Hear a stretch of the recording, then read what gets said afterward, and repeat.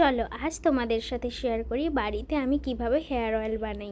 Welcome back to my new blog. আমি নিয়েছি নিহারের উত্তম নারকেল তেল। আমি যেই জিনিসগুলো অ্যাড করেছি সেগুলি হলো কারি পাতা, নিম পাতা, জবা ফুল, আদা, অ্যালোভেরা, পেঁয়াজ, মেথি, কালো জিরে আর আমলকি।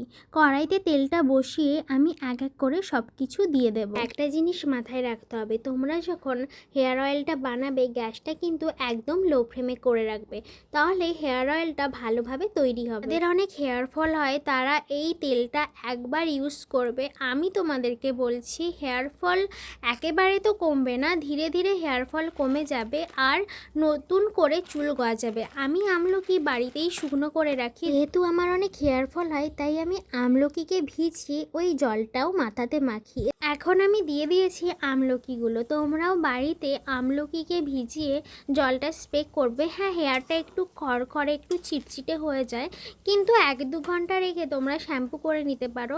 হেয়ারটা তোমাদের অনেক ভালো থাকবে আর নতুন অনেক বেবি হেয়ার হবে।